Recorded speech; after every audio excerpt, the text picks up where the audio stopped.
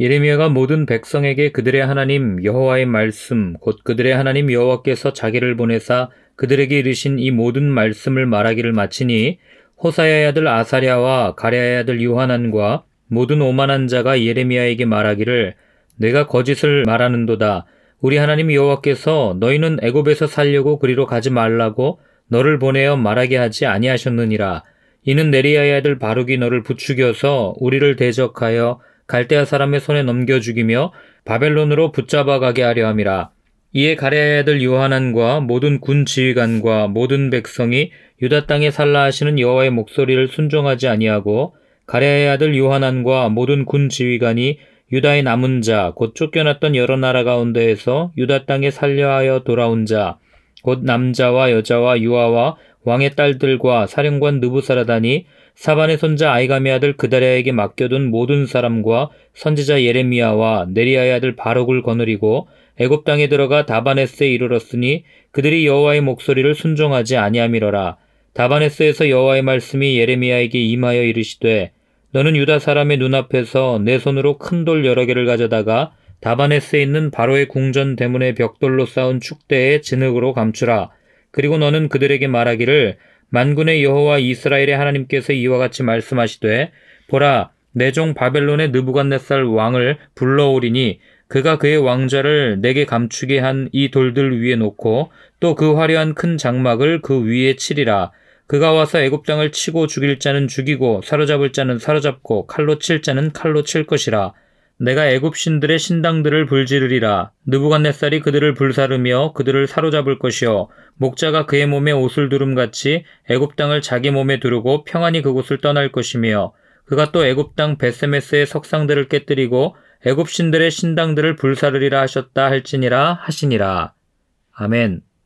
화장실 들어갈 때와 나올 때 표정이 변한다는 말이 있습니다. 그만큼 사람이 아침 저녁으로 마음이 쉽게 변하고 또 상황에 따라서 자신이 어떤 위치에 서 있느냐에 따라서 태도가 쉽게 변하는 것을 일컫는 말입니다.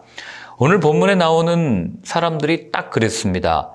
불과 얼마 전까지만 해도 예레미야에게 하나님의 뜻을 물었던 사람들이었어요. 더 정확하게 얘기하면 자신들이 애굽으로 갈 수 있는, 아니 자신들이 애굽으로 가는 것에 대한 정당성을 부여받기 위해서 예레미야를 찾아와서 부탁했던 사람들이라고요.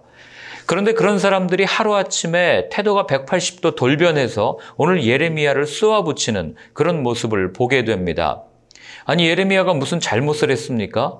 어떤 잘못을 했어요? 그저 가만히 있었는데 자기들이 찾아와서 기도해달라고 그랬고 그래서 기도했더니 오늘과 같은 이런 일을 겪습니다.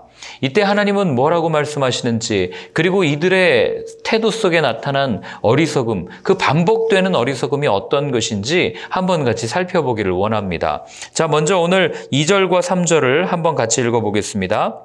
호사야의 아들 아사랴와 가랴의 아들 요하난과 모든 오만한 자가 예레미야에게 말하기를 내가 거짓을 말하는도다. 우리 하나님 여호와께서 너희는 애굽에서 살려고 그리로 가지 말라고 너를 보내어 말하게 하지 아니하셨느니라. 이는 네리야의 아들 바룩이 너를 부추겨서 우리를 대적하여 갈대아 사람의 손에 넘겨 죽이며 바벨론으로 붙잡아 가게 하려 함이라.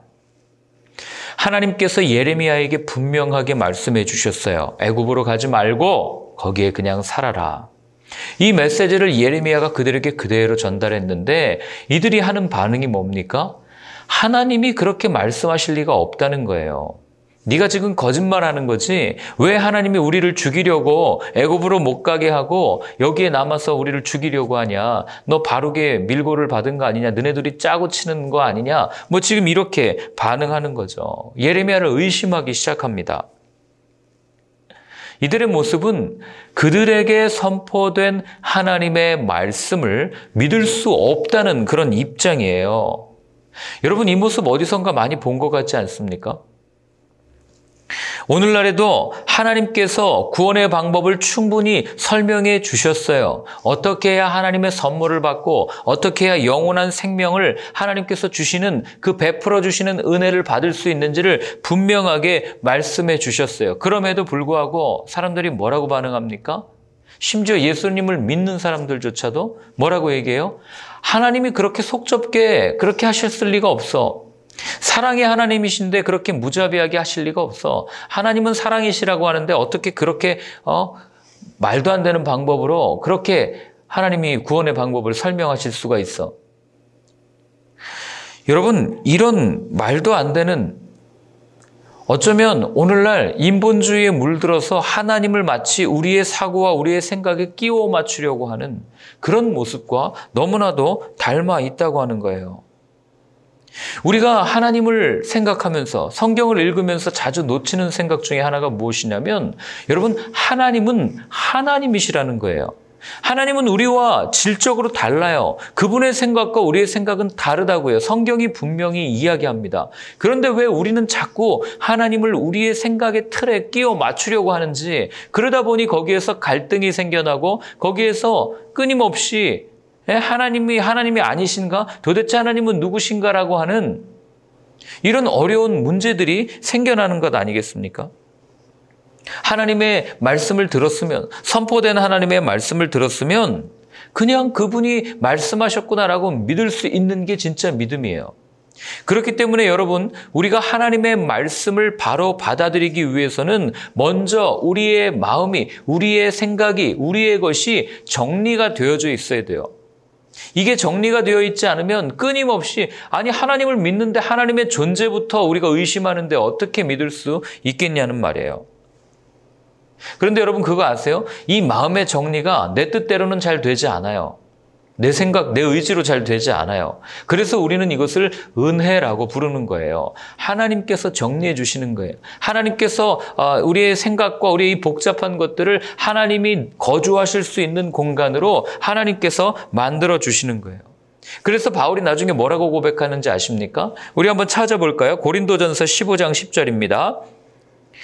그러나 내가 나 된 것은 하나님의 은혜로 된 것이니 내게 주신 그의 은혜가 헛되지 아니하여 내가 모든 사도보다 더 많이 수고하였으나 내가 한 것이 아니요 오직 나와 함께 하신 하나님의 은혜로라.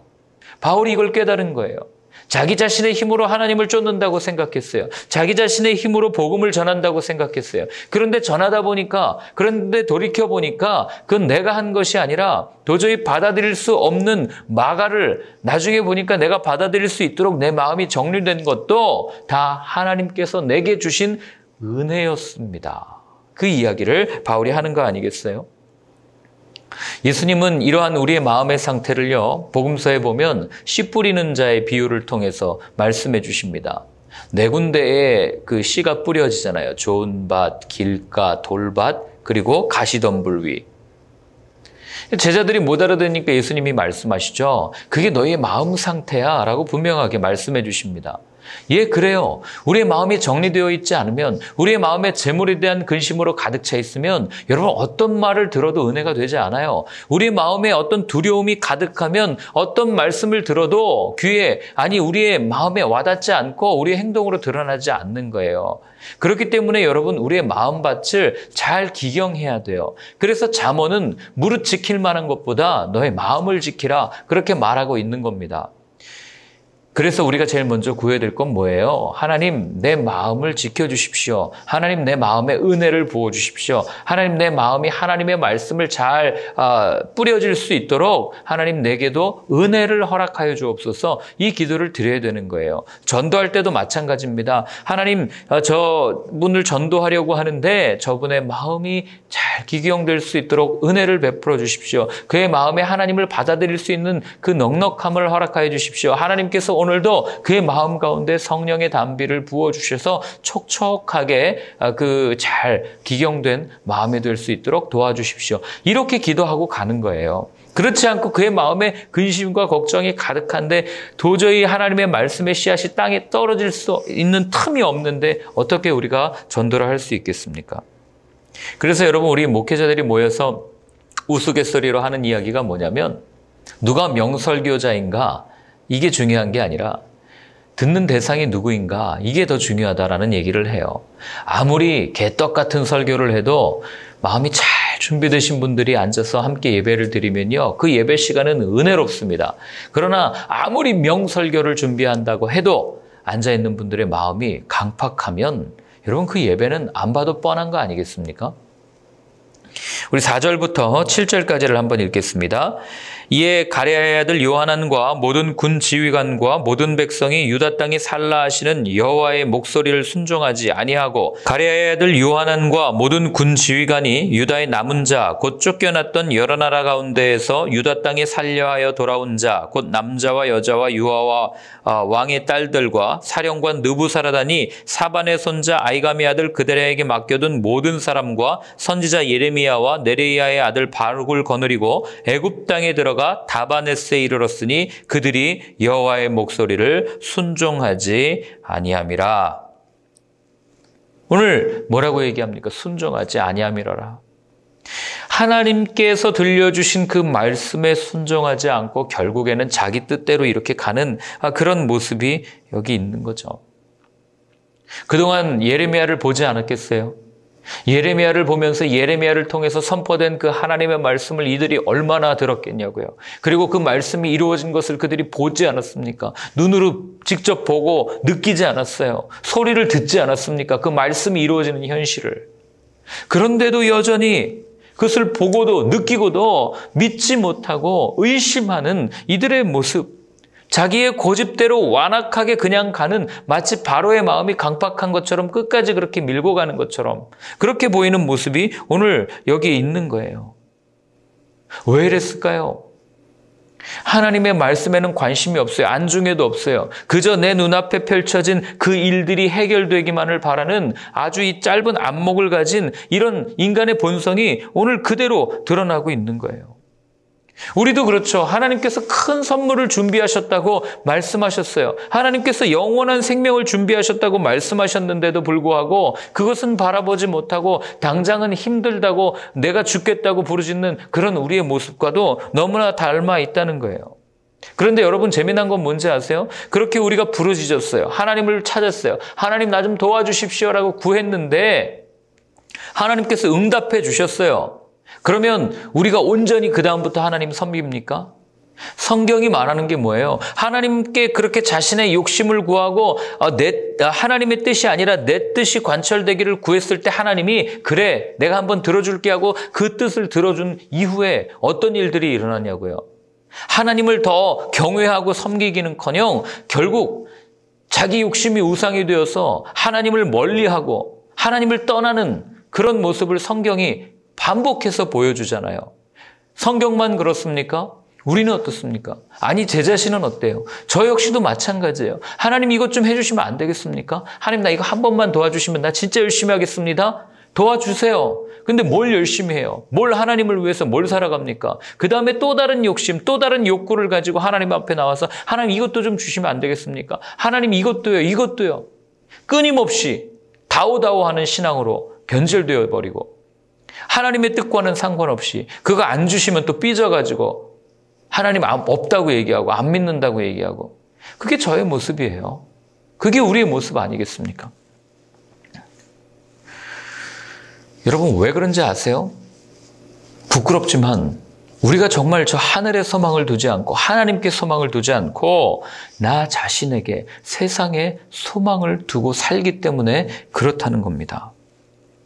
하나님께서는 끊임없이 나를 믿어라, 하나님을 믿어라, 하나님께서 선포하신 그 말씀에 귀를 기울이고 그 말씀을 따르라고 말씀하시는데도 불구하고 말씀은 눈에 보이지 않거든요. 잘 이루어지는 게 우리 눈에 이렇게 드러나게 선명하게 보이지 않거든요.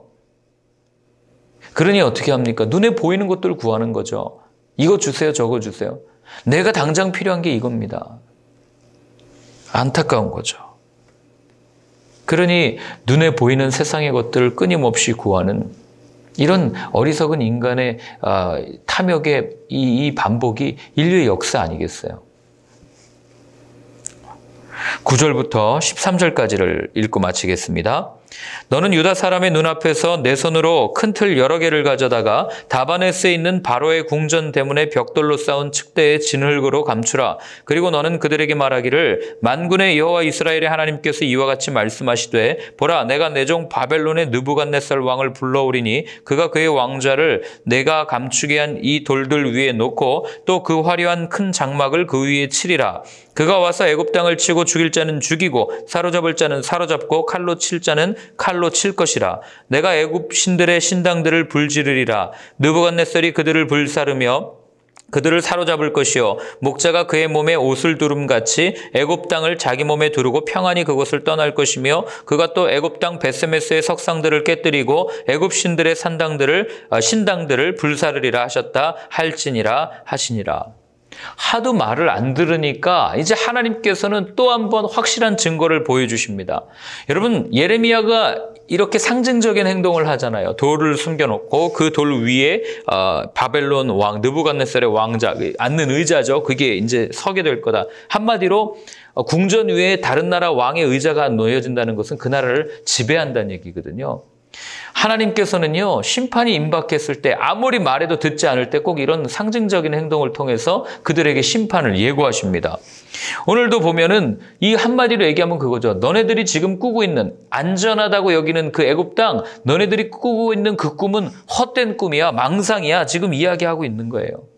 더군다나 오늘 그 마지막에 보면 12절에도 보면 하나님께서 뭐라고 얘기하시냐면 내가 애굽에 있는 신당들까지도 불사를 거야. 이 말씀을 하셨다는 얘기는 뭐예요? 지금 애굽으로 가기를 바라는 이들이 하나님을 믿는 것 같지만 사실은 애굽에 풍요를 주는, 애굽에 강한 힘을 주는 태양신을 섬겼다는 것을 의지하려고 했다는 것을 은연중에 드러내고 있는 거예요. 그러니 겉으로는 하나님을 섬기는 척, 우리는 유대인입니다. 우리는 히브리인입니다. 우리는 하나님을 섬기는 사람들입니다. 그런데 실상은 그 마음에는 자기에게 평안을 주고 자기에게 풍요를 주는 것들을 은연중에 의지하고 있었다는 것이 오늘 본문에 드러나는 거죠. 누가 평안을 갖다 주는데요? 태양신입니까? 하나님입니까? 이걸 모르고 그저 눈에 보이는 그 현상만을 쫓아가는 어리석은 인간들의 모습을 여기에 드러내고 있는 거죠. 여러분, 우리는 그렇지 않습니까? 오늘 세상은 어떻습니까? 하나님 믿는다고 얘기해요. 예수님 믿는다고 이야기합니다. 그러나 정작 중요할 때는 돈을 의지하잖아요. 더 강한 힘을 의지하잖아요. 내가 없는 것을 가지고 있는 사람을 찾아다니잖아요. 조지 밀러라고 하는 5만 번 기도응답을 받았던 유명한 사람은요, 철저하게 하나님을 의지했습니다. 마치 엘리야가 그리시네가에 있을 때 까마귀를 통해서 하나님이 먹을 것을 주듯이 어느 날 고아원에 먹을 것이 없어서 기도했더니 문 앞에 문 열고 기도하고 나갔더니 감자가 놓여져 있고 우유가 놓여져 있고 이런 까마귀를 경험한 거예요. 오늘날 우리가 이런 까마귀를 경험하지 못하는 이유가 뭔지 아세요? 하나님보다 다른 것들을 의지하는 내 마음, 내 중심을 하나님이 보고 계시기 때문에 그래요. 아무리 기도해도 기적이 일어나지 않죠. 왜요? 하나님 앞에 나와서 하나님 당신을 믿습니다 하는데 마음에는 다른 게 가득한데 하나님이 그거 안 보이시겠습니까? 여러분, 제발 부탁드립니다. 하나님을 믿으면 제발 하나님 믿으세요. 하나님이 어떻게 일하시는지 한번 바라보세요. 하나님, 우리가 지금 이 코로나 시대에 이렇게 힘들게 살고 있는데 하나님의 방법이 무엇입니까? 진정으로 기도했으면 그 하나님이 어떻게 움직이시는지를 보세요.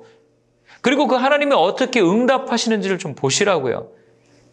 그동안 우리가 코로나 터지기 전에 얼마나 많이 하나님 앞에 구했어요. 예배가 회복되게 하여 주십시오. 예배의 본질이 회복되게 하여 주십시오. 교회가 교회답게 하여 주십시오. 지금 교회를 교회답게 하시는 하나님의 일들이 보이지 않으십니까? 예배가 예배다워지는 그 하나님의 모습, 하나님께서 일하시는 게 보이지 않냐고요. 가만히 앉아서 하나님 이것도 불편하고 저것도 불편한데 왜 안 주십니까? 이것 좀 물러가게 해주십시오. 예전처럼 다시 살고 싶습니다. 그 마음에는 하나님 아닌 것들로 가득한데 내가 좀 더 편리하게 살고 싶은, 예전처럼 그렇게 살고 싶은 마음이 가득한데 하나님이 그거 안 보시겠냐고요. 지금 이들의 모습이 그런 거예요. 겉으로는 하나님을 섬기는 척하지만 애굽과 같은 강대국을 부러워하고 그들처럼 되고 싶어하고 그들을 본받으려고 하고 그들을 의지하려고 하는 그런 모습이 오늘 여기 그대로 드러나는 거죠.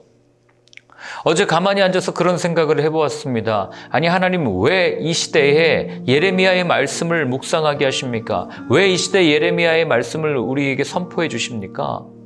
답은 하나예요. 그때나 지금이나 동일하거든요. 하나님께서는 동일하게 선포된 예레미야를 통해 선포하신 그 하나님의 말씀 앞에 우리를 세우시고 우리에게 묻고 있는 거예요. 너 누구를 믿고 있니? 너 누구를 의지할 거니? 그 가운데 우리는 우리의 욕심 또는 물질적 번영을 선택하고 또 그렇게 갈지도 모르겠어요. 그러나 여러분, 그렇게 가면요, 결국 인간의 욕심과 자본이 결합되어져서 만든 괴물이 코로나예요. 그 길을 또 걷고 싶으십니까? 오늘 하나님이 우리한테 묻고 있는 거예요. 저는 화려한 물질 문명보다 다소 투박해 보이지만 하나님의 길, 십자가의 길, 하나님의 방법, 이것을 선택하는 저와 여러분들의 삶이 되었으면 좋겠습니다. 한번 같이 기도할 때 이렇게 한번 기도했으면 좋겠습니다. 하나님, 끝까지 주의 말씀 앞에 정직하게 주의 말씀을 선택하며 가는 나의 삶이 되게 하여 주옵소서. 한번 같이 기도하겠습니다. 하나님 아버지, 부족합니다. 연약합니다. 늘 눈에 보이는 것에 쉽게 현혹되고 빠지고 넘어집니다. 그러나 오늘 주신 말씀 앞에 다시 한번 겸허히 내 자신을 돌아봅니다. 주님을 끝까지 선택하는 삶이 될 수 있도록, 주님을 끝까지 의지하는 인생이 될 수 있도록, 내게 주신 십자가를 지고 끝까지 묵묵히 걸어갈 수 있는 하나님 사명자의 삶을 살 수 있도록 주여 인도하여 주시옵소서.